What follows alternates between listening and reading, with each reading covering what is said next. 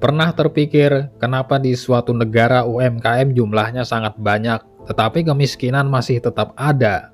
Padahal sering sekali kita mendengar UMKM adalah tulang punggung ekonomi. Namun kalau tulang punggungnya kuat, kenapa kondisi ekonominya belum sepenuhnya berdiri tegak? Sebenarnya, apakah UMKM cukup untuk membuat sebuah negara menjadi kaya?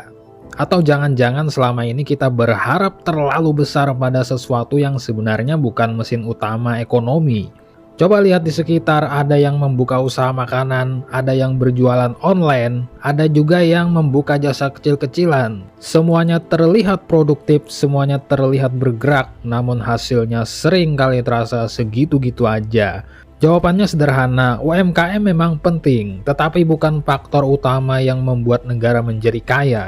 UMKM membantu banyak orang bertahan hidup, tetapi jarang menciptakan lonjakan ekonomi yang sangat besar. Sekarang bandingkan dengan negara seperti Amerika Serikat, Jerman, atau Jepang. Di negara-negara tersebut banyak masyarakat bekerja di industri besar yang produknya dijual ke seluruh dunia. Berinvestasi ke berbagai negara, menghasilkan pemasukan dari luar negeri. Contohnya Apple, Toyota, Siemens. Mereka tidak hanya memutar uang di dalam negeri, tetapi juga menarik uang dari luar. Disinilah letak perbedaannya. Bukan soal siapa yang lebih rajin atau siapa yang lebih banyak usaha, tetapi soal skala dan arah aliran uang. UMKM mayoritas beroperasi di pasar lokal. Uang berputar di dalam saja. Industri besar bermain di pasar global, uang masuk dari berbagai negara.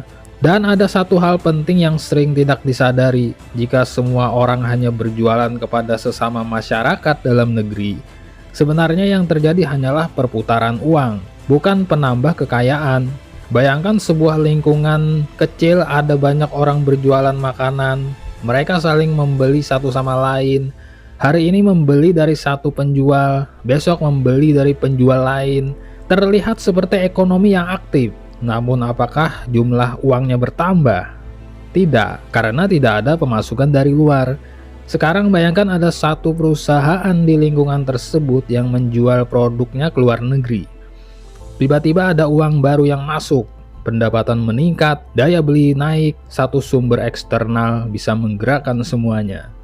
Selama ini sering muncul anggapan semua orang sebaiknya menjadi pengusaha, sekilas terdengar ideal. Tetapi jika dipikirkan lebih dalam, jika semua orang menjadi penjual, siapa yang akan membawa uang dari luar? Dalam kondisi tertentu, banyaknya orang berjualan bukan hanya tanda peluang, tetapi juga bisa menjadi tanda terbatasnya lapangan kerja produktif berskala besar. Negara maju memahami satu hal penting, kekayaan tidak hanya berasal dari dalam negeri, tetapi dari kemampuan menarik nilai ekonomi dari luar. Karena itu mereka fokus pada pembangunan industri besar, ekspor, investasi global, sementara UMKM tetap ada, tetapi berperan sebagai pendukung ekosistem. Jadi sekarang bisa dipahami mengapa jumlah UMKM yang banyak tidak selalu berarti negara tersebut akan otomatis menjadi maju atau kaya. Karena ekonomi hanya berputar di dalam tanpa cukup aliran dari luar. Dan mungkin tantangan utamanya bukan kekurangan UMKM, tetapi kurangnya industri besar yang mampu bersaing di tingkat global. Pertanyaannya sekarang, apakah kita hanya ingin bermain di pasar lokal atau mulai memikirkan bagaimana cara masuk ke pasar dunia?